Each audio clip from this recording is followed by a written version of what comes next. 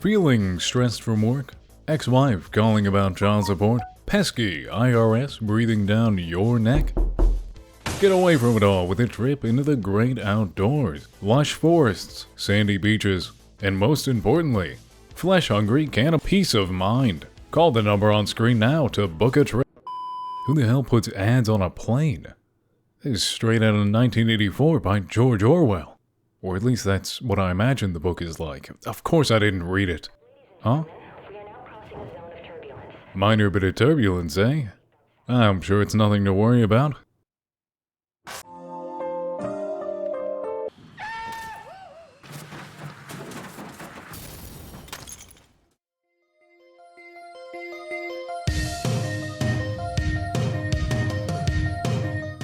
After barely managing to survive the average Spirit airline flight, I'm forced to watch helplessly as, Tommy is taken from me before my very eyes by the Red Man.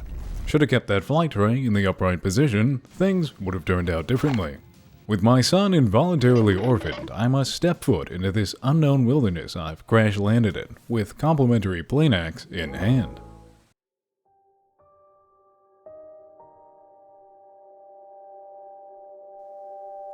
Nature might seem daunting to some, but not me, for I possess the complete guide to survival, which is basically the Bible, but for the outdoors.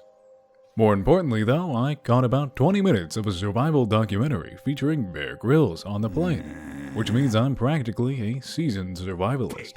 So, like any good survivalist, I search the nearby surroundings and do a little bit of foraging.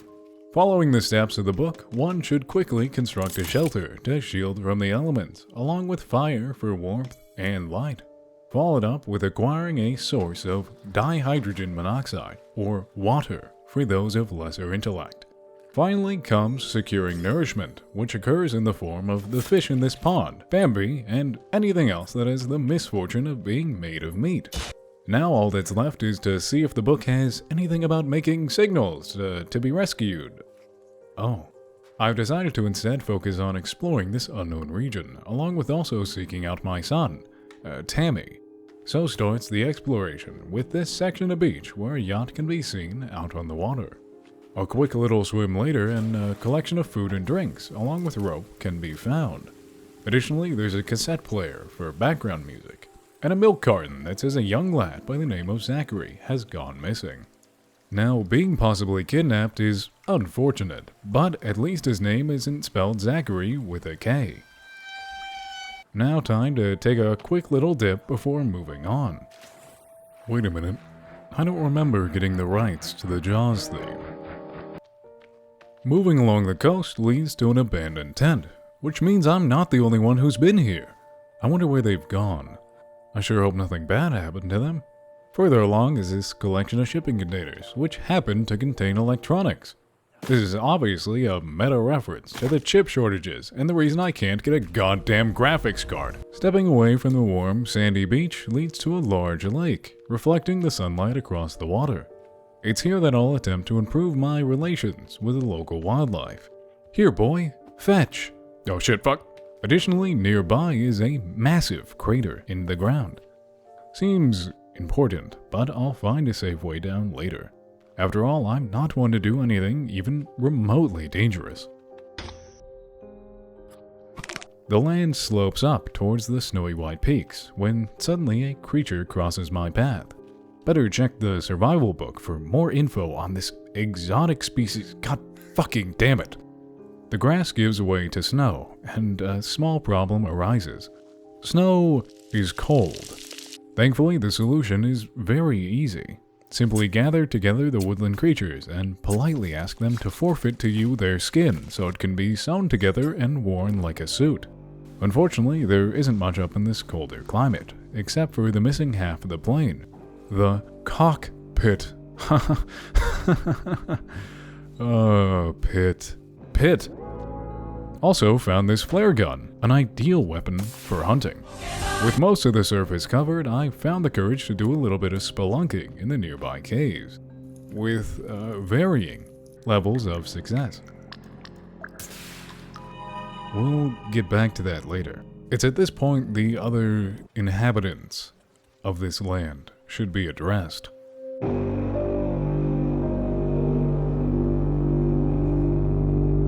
It appears that they're a tribe of cannibals, intelligent enough to form groups and villages. Unfortunately, they're incapable of speaking the superior English language, but there exists one form of human culture that transcends language barriers. It's comedy, of course. Knock knock. Spear. Minor mistake on my part. They don't have doors, so naturally they wouldn't get the joke. It needs to be more in line with their culture. Two cannibals are eating a clown. One turns to the other and says, "Spear." Diplomatic discussions have gone down the drain for unknown reasons. I might be a pacifist, but I won't hesitate to retaliate against unprovoked aggression.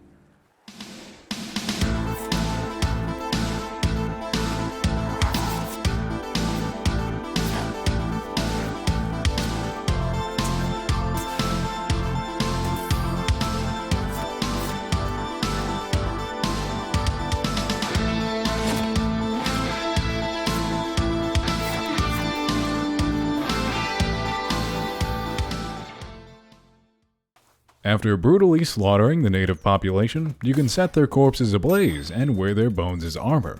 Recycling is important.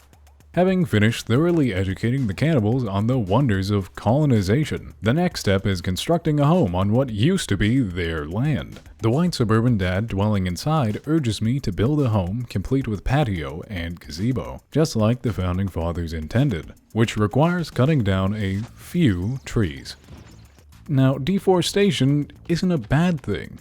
It's just a means to an end of the forest. Construction took multiple days, and the occasional protest from the wildlife activists, who were dealt with in a very peaceful manner. Even the interior is done. This room is my favorite. But the cannibals are less than pleased with the feng shui, protesting in increasingly larger numbers despite the numerous defensive measures in place.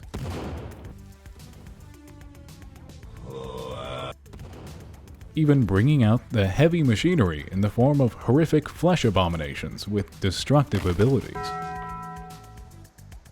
This could very well be my final stand. But just like Edward J. Smith, captain of the RMS Titanic, famously said, "A captain always goes down with his gazebo."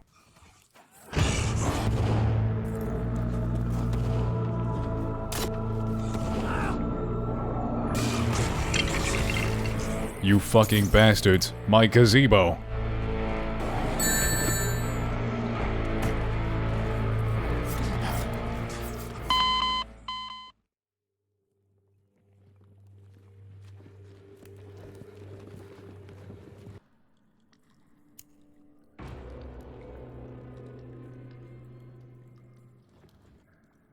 Returned involuntarily to the caves with my home gone, a splitting headache, and a comically large bag full of supplies. Now is the perfect time to explore the depths, ranging from wide-open caverns to narrow passages that one can barely squeeze through, all of which are packed to the brim with not only cannibals and their mutant fleshy friends, but also a variety of resources that are rarely found above ground, like off-brand, illegally smuggled Rolexes, ammo for the handheld self-defense weapon, or enough soda for the whole class.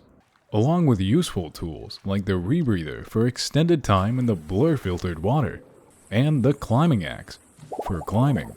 Oh no, this is just terrible. It's like an undeveloped infant. Christ, it jumps! There's also this camcorder, the perfect tool for becoming found footage. Additionally, there are parts of this toy robot scattered throughout the caves. It seems oddly familiar, but I'm not sure why. It's something a child might have. A child. Wait a second. It can't be. Bible study? And they didn't invite me? Truly, these caves are nightmarish. Deep in enemy territory, the only option is to stealthily move through the shadows, covered in makeshift camouflage constructed from leaves and Gucci croc leather. As attacking them head-on would be foolish. I'll be retracting that statement. and subtracting limbs from torsos.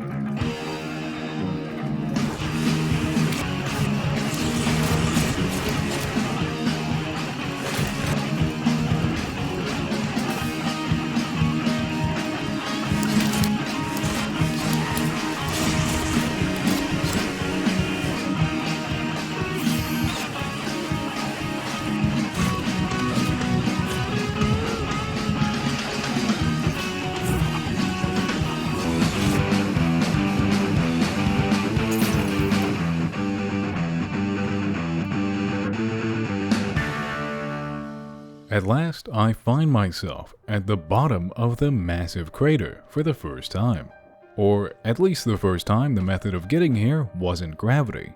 I'm rewarded with fresh new threads as I make my way towards the small hole within the pond in the center of the large sinkhole, with only these two bowling balls granted flesh and mortality standing in my way. A short little swim later, and there is a surprise appearance from the cast of the Shia LaBeouf live performance. Given the whole cannibal thing, this isn't actually that surprising.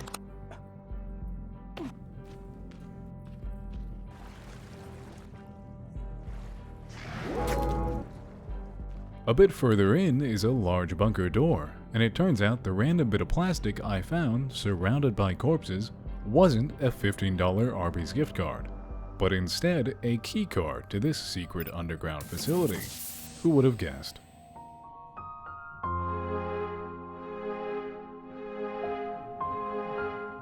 Yikes.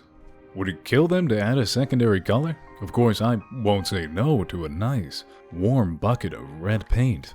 Crawling through the vents drops me down into an office space where I pay for the vending machines like a respectable citizen, while also stealing anything that isn't nailed down. Through the facility I go, coming across somebody's place of residence within the vents, while encountering the occasional fleshy modern art piece. Specifically, a lot of those weird babies. And also human meatloaf? Seriously though, how many goddamn babies does this facility have? Eventually, I stumble across a strange-looking device, and nearby the red man has overdosed on high-quality US Army cuisine. More importantly, it seems as if something is inside this foreign object. Wow, it's a child. Wait. Oh, shit. That's my child. What was his name? Keith, right. My poor boy Keith died tragically in the ancient sci-fi Iron Maiden. But wait, what if this alien tech can bring back my boy if I stick a bunch of cables into him? This isn't morally questionable at all. What's so wrong with wanting to play God? Oh, looks like it needs a sacrifice. Thankfully, I've already done significantly worse things, so this should be a breeze. Going off this drawing, it seems like a young girl named Megan Cross is still alive within the facility. Running through a couple more corridors and cannibals leads me straight to this large open space, which is definitely not a boss room. And there's the token child. Unfortunately, she was clearly taught stranger danger, as she doesn't willingly follow and instead makes fun of me for being in a plane crash before jujuing on that beat and turning into an accursed transformer from the 5th circle of hell. I lied about the boss room part, but no need to worry. I've got a plan. Earlier, I did a bit of mining off-screen, and managed to collect the necessary materials required to construct the ultimate survival tool. A gun.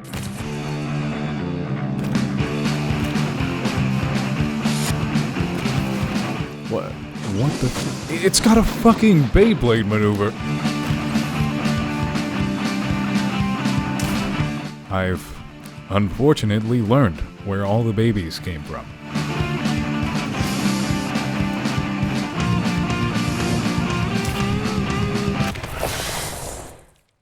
It was a tough battle, but in the end, Megan, that's what you get for bringing an eldritch abomination to a gunfight. Now that I've obtained the child, I'll just run back and toss him into the Xbox Series X, and... fuck. Might have been my fault that I hit him with the old Davy Jones 1-2, but that's besides the point. Megan dropped a keycard, so let's see where it leads, which turns out to be more offices, caves, and piles of bodies. What a treat. Eventually, it leads to an elevator, where I begin rising towards my final destination. I step foot into the large, open space with a single display console in front of me. It says that it's found multiple matches of children on a nearby airplane. And suddenly, it all makes sense. My plane crash wasn't caused by some freak bird collision or the co-pilot getting frisky in the bathroom stall. It was deliberate, done by the red man to save the girl, his daughter, Megan, at the cost of my son.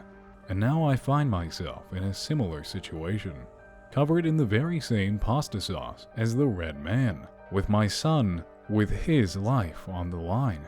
Am I truly capable of doing such a horrible thing?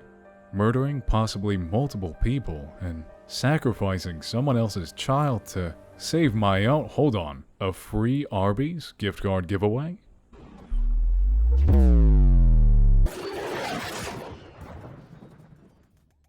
And that's how I colonized an entire population of cannibals, shot down a plane with an ancient alien electromagnetic pulse, and saved my son. Well, that is truly just an incredible story. Isn't that right, folks? Somebody get me security. How the hell did this guy get onto the set? Oh, no need to flatter me. I just did what any father would do in that situation. Of course you did, Mr. LeBlanc. And I'd do it again. Well, since you're here, why don't you show off some of that amazing tree-chopping action you recalled to us in excruciating detail for over 15 minutes? I'd be happy to do so. Come on, son. You'll get to see your father in his natural element. Now, you're just going to want to firmly grasp it. Just really give that handle a good squeeze. And then just swing it as hard as you can. Just back and forth, and back and forth, and back and forth, and back and forth, and back and forth. Mr. LeBlanc? Mr. LeBlanc, huh? Look, something is wrong with your son. Oh, Timmy? Oh my god. My son's name is Timmy? That's a terrible fucking name.